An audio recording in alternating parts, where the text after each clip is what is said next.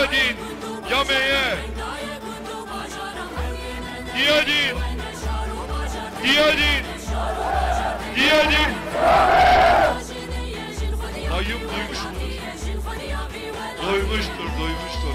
Diyadin, yameye, ağrı, yameye, hepinizin yolu açık olsun. Serkeftin Evallo.